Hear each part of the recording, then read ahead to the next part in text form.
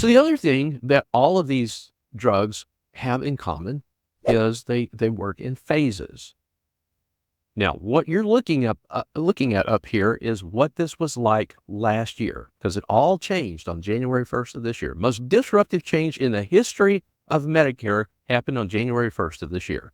I'm going to show you about last year because that's the backdrop against which you're going to understand how it's working this year and going forward. So starting January the 1st, or when you begin on the plan, you would be in phase 1.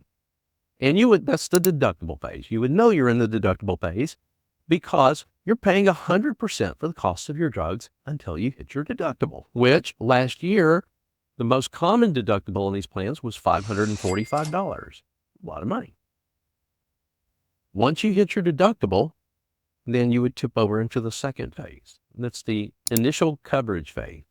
Now, if you were having a really bad year, then when your drug costs reach $5,030, you would move over into the third phase. That's the coverage gap, also known as the donut.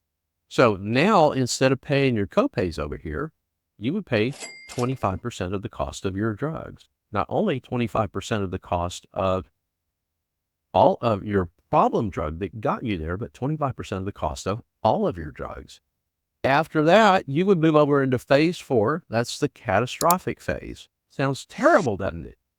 Well, it's not quite that bad because at that point, the insurance company takes over and you pay zero. So they would pay the total cost of your drugs for the remainder of the year until you get back around to January the 1st. And then it starts all over. It's like hitting the reset button. It starts all over. Anyone heard of the Inflation Reduction Act? Well, the Inflation Reduction Act changed a lot of things. One of the things that changed was how all of this worked. And this actually did go in effect. So someone in Washington said, hey, $8,000 is too much for people to have to pay for their drugs. We're going to make it $2,000. And after that, those big bad insurance companies are going to have to pay all of your drug costs. Well, they didn't ask the insurance companies what they thought about it. They just said, let it be written, let it be done. So it was about this time last year, the insurance companies said, hey, you guys realize that if we have to pay everybody's wanting to get on Ozempic now, you know that? This is $1,000 a month. If we have to pay for everybody's drugs after $2,000, we're going to go bankrupt. Oh, we can't do it. And they said, we're going to have to raise our premiums into the stratosphere to cover all of that. And someone in Washington said, no, we're going to cap those premiums. You can raise them $35 if you need to.